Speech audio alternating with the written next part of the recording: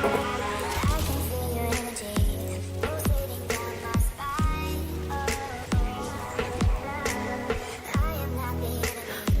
guys, today we're going to be talking about the latest episode of, we're talking about again, The Walking Dead, Season 9, Episode 6, and basically, I'm just going to be talking about it and saying if it was good or not, and just talking about all the events that happened in there, so get ready for a nice meaty, juicy enjoyment stuff. So basically, the whole episode starts off with Michonne kind of like mourning like Rick's death, okay? And it's just like a whole sad thing, because last episode we just saw Rick, basically just died, right? But we still love Rick and we still miss him. Obviously, wish he was still here as well. Same with Michonne, like she's gone. Like throughout the episode, we kind of see how her whole attitude has changed, how her whole mental state has changed. She's become more of the repressed person she was when we first met her back in like season, like the governor season, basically, like, you know, the whole thing. And understanding that the whole episode in general really talks about and it just looks at about humanity as a whole. It really lets us take a look more about some of the characteristics of what it means to be human, looking out for those who are around you, basically being like a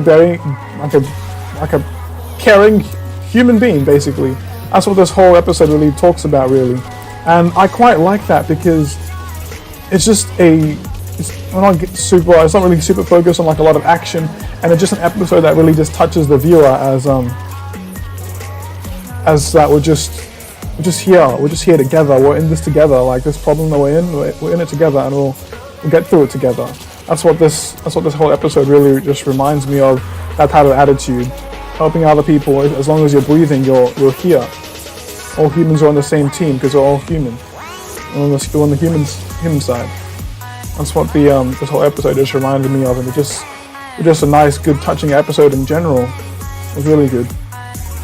But back to Michonne and how her mental stability. There was like a scene when Judith just comes along and he's like just trying to sneak around, and then she makes like a little sound on like the floorboard.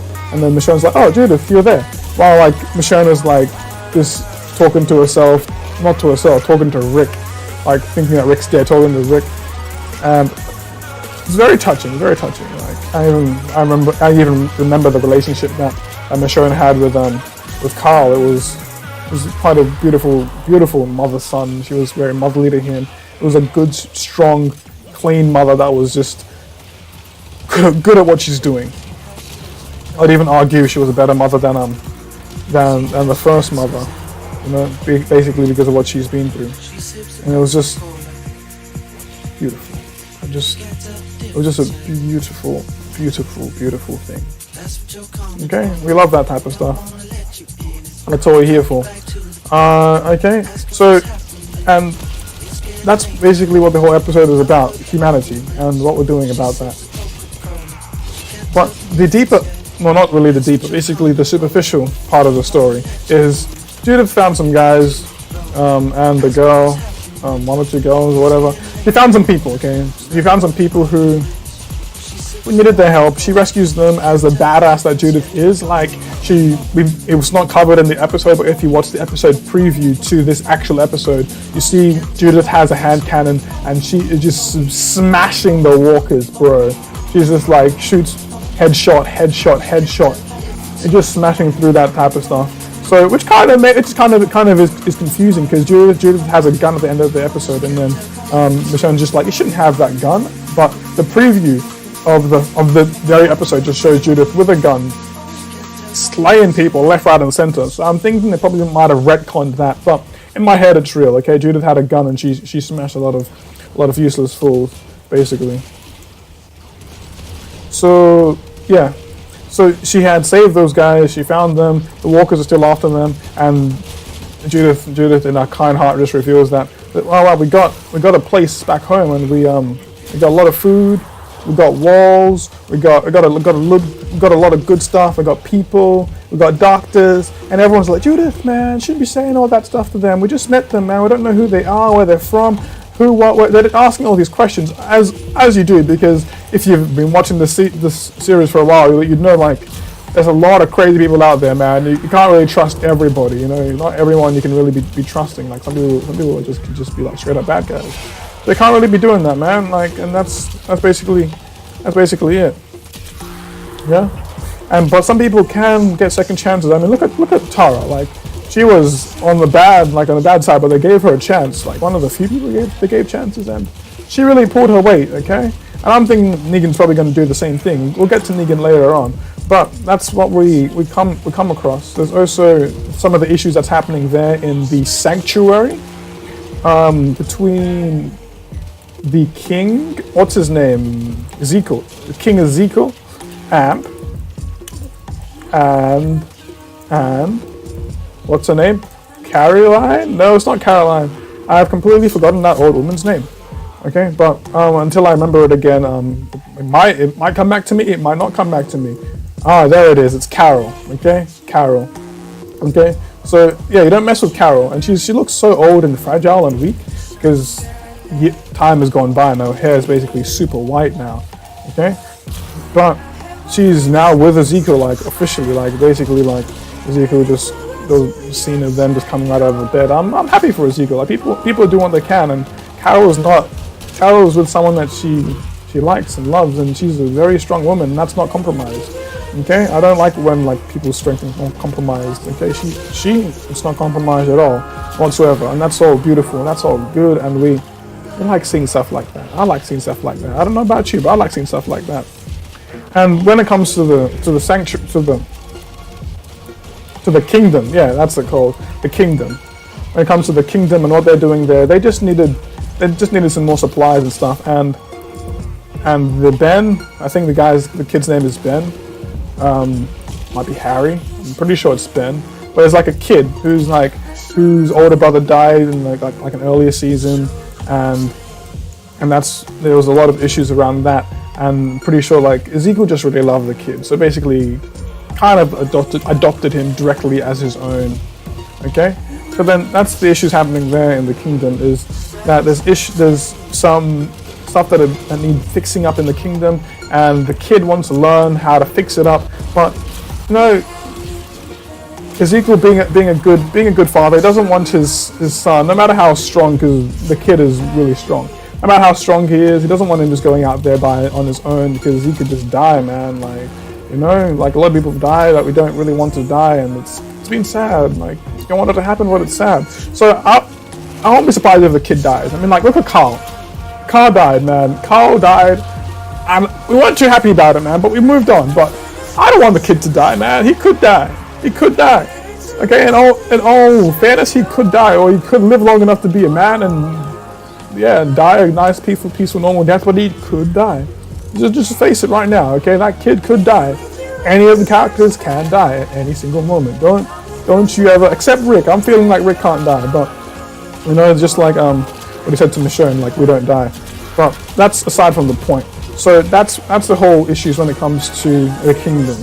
Okay, they need to fix up some stuff, and the kid wants to do it, and Ezekiel has issues against that because he doesn't want his son to die.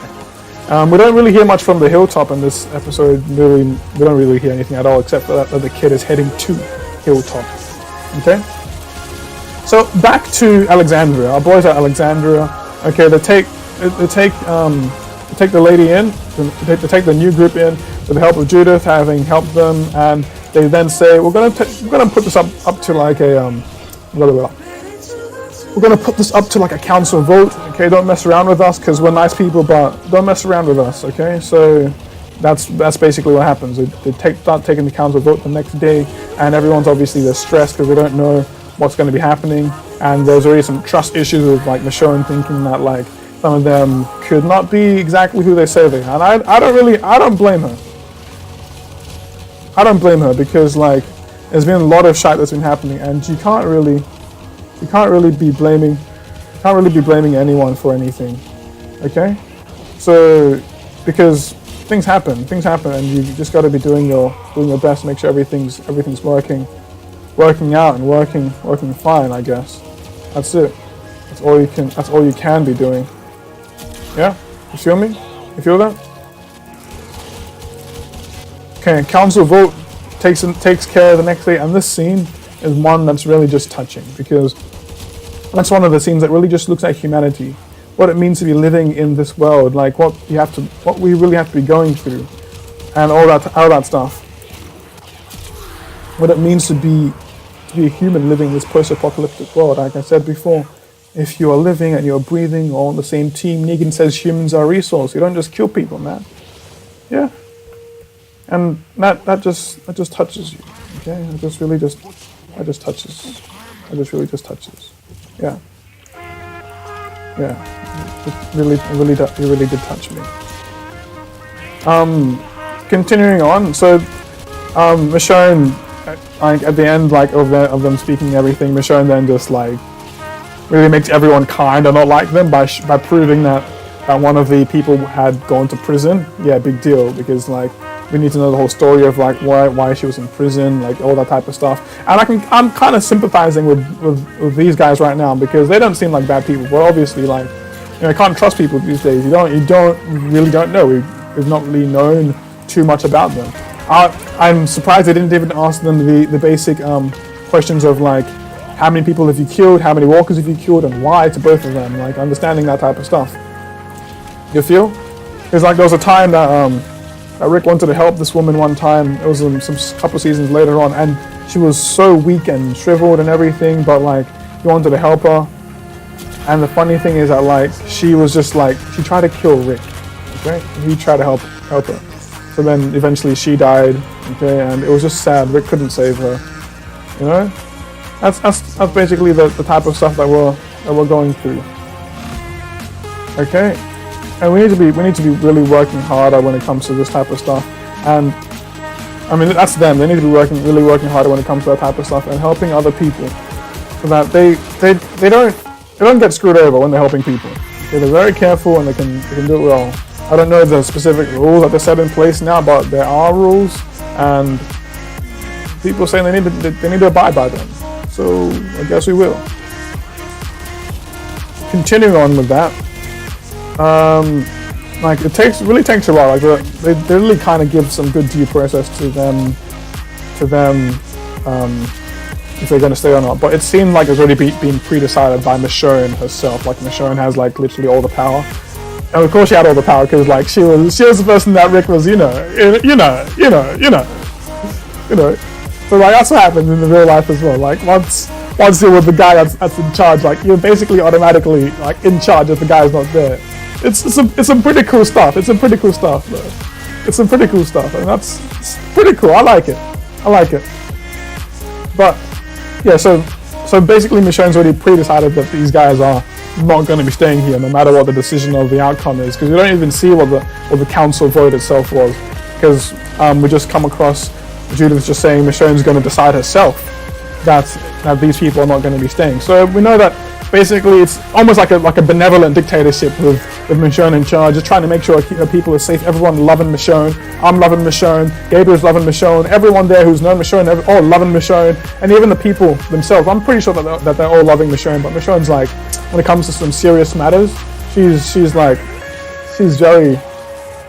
very straightforward, very focused when it comes to what needs to be done. And that's what you need in a leader. That's what you need in a good leader. And I feel like Michonne's a good leader. It's real good. Continuing on with that, what else do we need to say?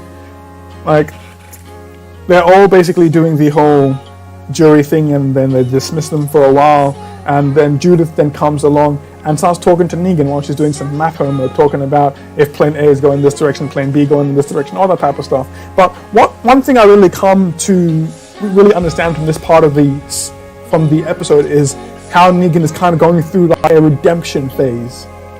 How like what he's doing can actually be helping the people, because in this episode he looked not as weak, not as disenfranchised as he was in the previous episode. He looked like he got this. He looked like he was Negan. He looked like he was in power again. Okay, so it looked like he had a haircut, and he was a little bit different in terms of how he looked, but he looked more like the Negan that we're all good and used to, with some white hair, which is showing me he's going through some positive, good redemption phases. and that's something that I like to see. That's something I kind of just said in the previous episode of this, that Negan's probably going to be a good guy. One of the things we can see to kind of prove, to back up this, is that why the heck is Judith going to Negan for some math homework help? So, which implies that it's not the first time that Judith was going to Negan for some math homework help, okay? And it most likely wouldn't be the last time. And it's like he and Judith, they together just chill and just talk and all that type of stuff. And I'm not sure anyone's told her not to be talking to Negan, because it seemed that like one of the windows in like his cell is just open, and somehow, I don't know how it happened. And to me, it doesn't seem like Negan's trying to get into this little girl's head. He seems like he's trying to like literally be part and a parcel of this society and make things work in a good and positive manner. And that's what it really seems like to me at this moment. Because when she's all talking about like she rescued some people and like she wants to save them, Negan's just like tells a whole story about how he rescued some stray dogs and one didn't turn out too well, and then it really caused a lot of damage basically. And then the funny part was when she asked, "Did you bring another stray dog again?" And she's like, "No, I certainly did not. Oh, wise my ass up." Which is pretty good. I just like that scene basically. But the essence of that thing is that he was basically supporting what her mother was saying, into that don't just bring randoms, man. You got to vet them. That's what Trump said as well about like a lot of people. Well, I'm not gonna get into that. Like, okay.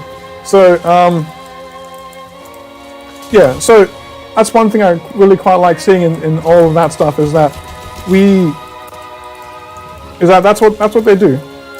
It's like her and Negan, they got like a nice, good, stable thing now together.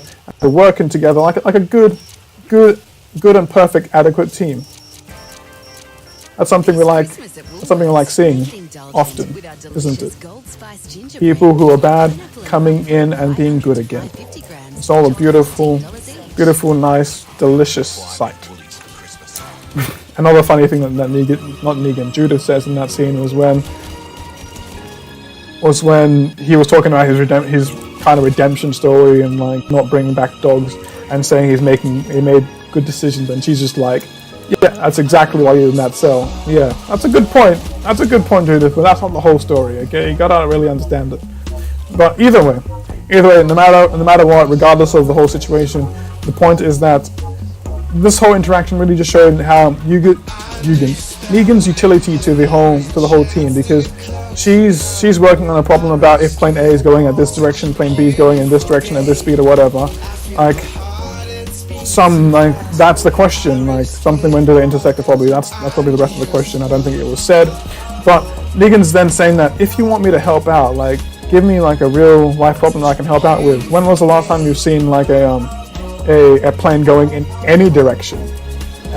And she's like, never. And he's like, exactly. So this stuff isn't going to help you. Math is supposed to be helping you with real world problems. So give me a real world problem, man. It was a good point. And I'm thinking that Negan just wants to be of use. He wants to be helping now. So I'm pretty sure Negan's going to be coming back in a good way. Yeah. That's something beautiful we'll want to be seeing later on. But continue on with that. I'm going to switch back to talking about what's happening at the kingdom. That's what they call it, at the kingdom. A pipe busts open, and Ben, that's really the last straw, and Ben really pushes more that he needs to learn how to get better. So it starts off on a hero's journey to the hilltop with Carol basically watching after him, and then they get bunched and jumped by some boys and girls from the sanctuary, and Ben just didn't listen to his mother Carol, and it was good. I'm talking about something else now. It was good how like Ezekiel said to Ben in one part of the thing that, "What's your tongue, boy? I'm your father," when he was starting to speak some nonsense. You don't just talk anyhow or any way like that to your father. He's your father, man. You gotta give him some respect. Something that's good. Either way, hero's journey, we're on the way, and Ben's continuing to not listen to Carol. Okay? Ben hears someone crying for help. Carol goes, wait, don't just go. Gotta think about it first of all. Ben did not listen. Okay, it was a trap. It was one of the good, well thought out traps. And they jumped them. They would have killed them as well. They really could have killed Carol and what's his face? They really could have killed Carol and Ben. But then they're just like, you know what, you spared my life before, so we're not going to kill you. We're just going to take your stuff. Looks at the ring and the ring. And then my man also then says, Ben, it's like, this ain't too good, okay? I'm not really going to be accepting this. So then he then tries to fight back, outnumbered. Obviously they push him back down to the ground, about to beat him further. But then Carol jumps in and stops. Okay, they've taken the ring, they've taken the stuff. And Carol, being the badass person that she is, man, she just comes back in late dead of night. Shouldn't have done that. Burns all of them alive. Bro, don't mess with Carol. Okay, and she had a talk with Ben about like what was the right thing to do, why they just let them do that. You stand up for right, no matter what. And then the next day when he sees her with the ring, he's like, I'm starting to understand what Carol means with this, because she's just like, don't worry kid, you'll understand. Yeah, you know, Carol. I like Carol because she's had one of the most transformative character progressions in the series actually. I know there was some time I was kind of not really with The Walking Dead, but you know what, it was good. She's had a really good transformative character progression in the series, and that's one of the stuff we like to see. Good positive transformations, as well as Rick obviously because he's the main character, but that's kind of expected, so I'm not really giving points for that. So, okay, there's some other guys that we can really mention, but that's not what this episode is about. I'm really trying to stay on track now and just talk about what we need to be talking about, which is the season 9 episode 6. Okay, and eventually I'm talking back now while we're in Alexandria. Eventually some of the guys that they kind of try to rescue, they're together again and they're just discussing, what are we going to do, man? What if they don't let us in? What if this? What if that? What if this? And then some of them are just like, don't worry about it. If we'll just continue living on our own, okay? We can't really force ourselves on these guys if they can't really let us be part of them. And that was what they were saying. Like we can't really force ourselves there. And one of them, the prison girl, I'm just going to call her the prison girl, that she was just like, we can't do that. Like we can't go back to living the way we were before. Like it's not good.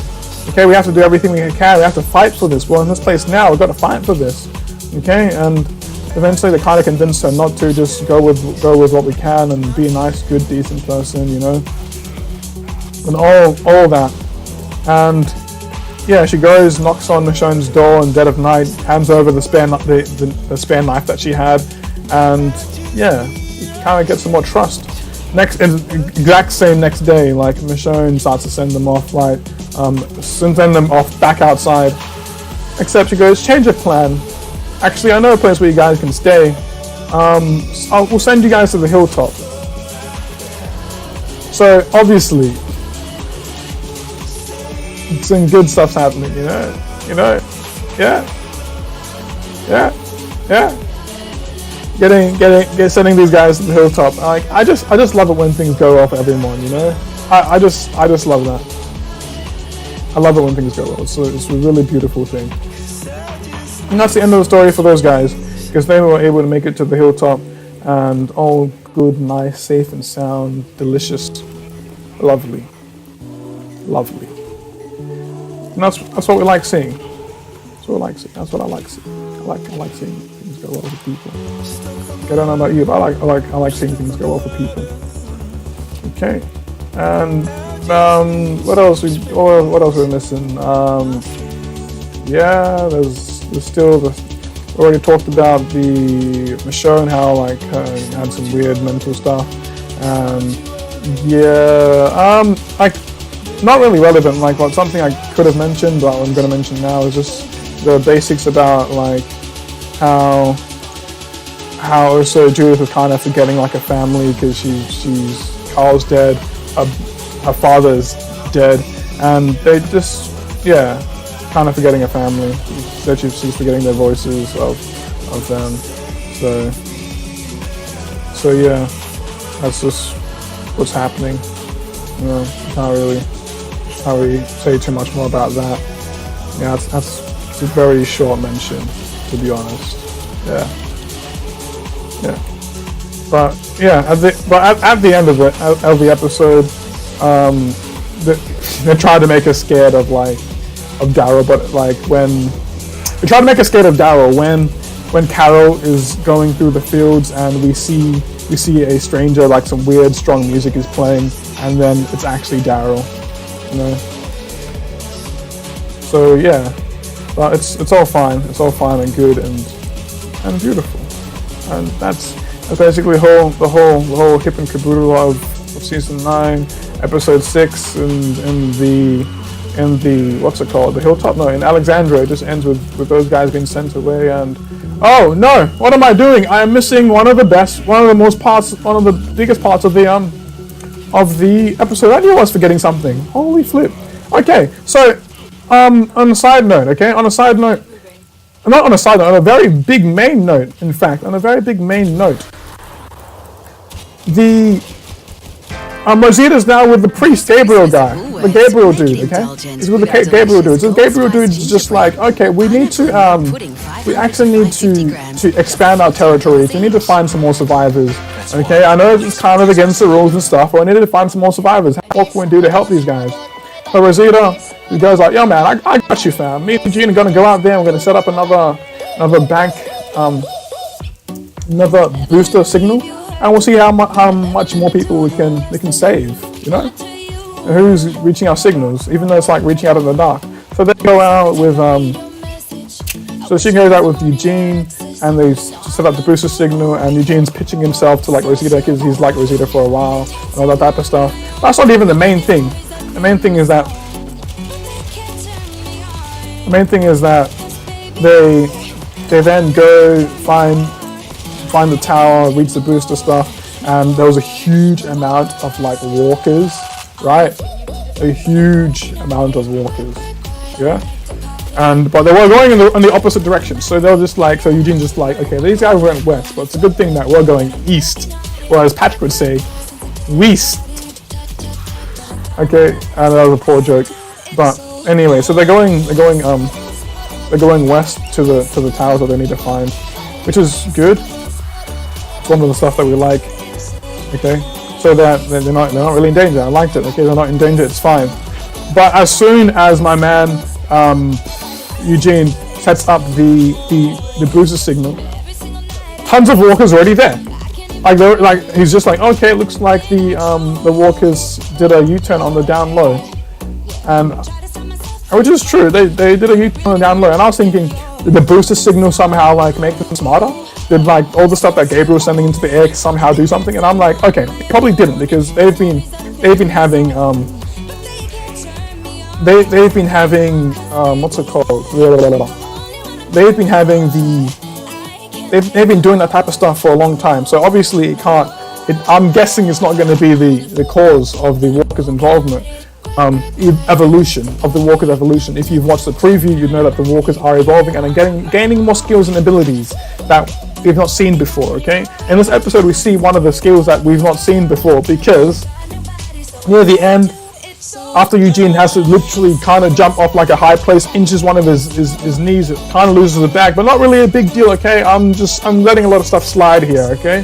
Because I'm kind of like things being perfect, but with this imperfection with stuff, this kind of makes the movie, the show, a good show. But what really happens, okay, is that him and Rosita running away from the walkers, they find their way to then quickly cover themselves with some mud, and the walkers say, where are they?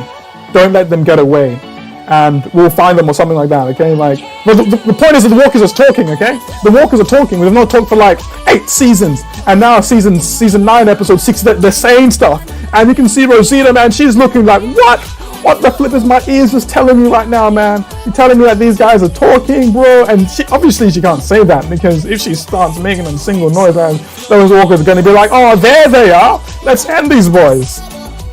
Yeah. Okay? And that's the thing. Yeah, actually the words were like, where are they? Actually I forgot the exact words of the set again. But again, like I said, the point is that those walkers are talking. And that kind of just freaked me out. I think another one was like, where'd they go? But that kind of just freaked me out, because like I was like, what the flip? Ugh. But the only one I heard, because I rewatched it at the end just to check some stuff. But the only one I heard was don't let them get away. Oh my lord, man, it just freaked me out. I was like, what the flip? Which begs questions, right? If this episode is not over for a while, like, which begs some questions, like, how did this happen? How did this flipping happen? How did these walkers can start doing this? Okay, I've ruled out the transmission signals that they've been sending, so I'm just thinking, is this like just normal? Like, will they just have done that normally? What caused them to do it? Or just like a normal evolution of the walkers? Maybe they'll evolve enough that they'll stop being walkers and just be normal human again, like, you know? But I don't know, like, these are just all theories, just all floating around in the air. Like, I highly doubt they will be human again. I mean, they just died, telling me that when you die, you just come back straight up to life, and is that the next level evolution? Or maybe these walkers have just been around for just so long, like, these walkers have just been around for just so long, like, for long enough that one's, like basically, if you're a walker for long enough, okay, you basically start to evolve and get smarter and get better, and your brain just starts doing better stuff, okay? So that's the thing, but we don't really know. We don't have any like hardcore evidence to do this type of stuff, because in season one, a lot of the what's it called? All of the research centers got destroyed in season 1, okay? And I was thinking that, what are they researching about? There's nothing more to research about. But it turns out that if they had continued researching for a good longer and stuff had been working out, they probably would have figured that the stuff by now. Maybe even a cure. We don't know, okay? But right now, we're just moving along with what we can. It's hard, okay? It's hard, bro. I don't see a cure in the future. I don't know how many seasons this stuff is going on for, but I'm into this show again. Okay, I don't know what's going to be happening next, but I'll give it my best guess. Okay, Negan's going to be turning good. We're going to be seeing some good action from Mr. Bucky. I'm calling that guy with lost his arm. I'm calling him Bucky now because he's got a metal arm now. It looks pretty cool. I like it. And we're going to be seeing more of Judith, like just doing some badass stuff, which is really good because I like Judith. She's good. And I'm feeling Judith, in my opinion, Judith is better than Carl. Judith is much better than Carl because Carl was a little annoying boy when he was a kid. Judith is not annoying whatsoever. She's just badass and she's a girl. Okay, like that's where some of the annoyingness comes from, like some of the irrational thinking of just literally being a girl because girls are different to boys. But she's cool. She's cool, okay? Because I mean, like, everyone's actually maybe just because she's a kid, you know? Kids are very kind-hearted and good. You know, and some differences in the way that boys and girls think as well. So it just really depends. Like the point is that they've really fleshed out her character as being a young girl and being badass as well, which is so cool. Okay, and that's the type of stuff we like seeing. That's one of the stuff I liked about Carl. He was a young boy and he was badass as well. Okay, I'm just gonna do a quick review and stuff. Like, please always remember in the comment section, like, if I have forgotten to talk about anything at all, like, just let me know. Let me know, bro. Yeah. Okay. I'm guessing maybe 1 or 2 seasons, like, past, maybe 3, maybe 4. But later on, we're gonna see Rick again. We're gonna see Rick again, and it's gonna be good because Rick's gonna be coming back. Yeah. And people are gonna be like, "Whoa, Rick is still alive, bro." It might be like an old man then, bro, but it'll still be pretty cool. Yeah. But we'll see. We'll see it through. we'll get through this together. And I really think that that's it. I'm just going to do a last review in my head of everything of the whole episode and see if there's anything that I haven't really talked about, to be honest.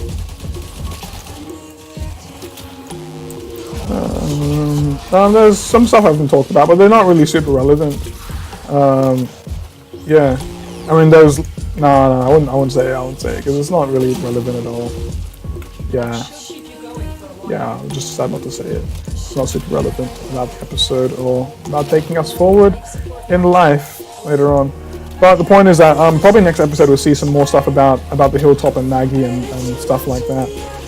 And that really is it. That's the whole episode. So I hope you guys enjoyed. Like and subscribe. Stay safe. Stay on the journey. And good luck. Good luck, boys and girls.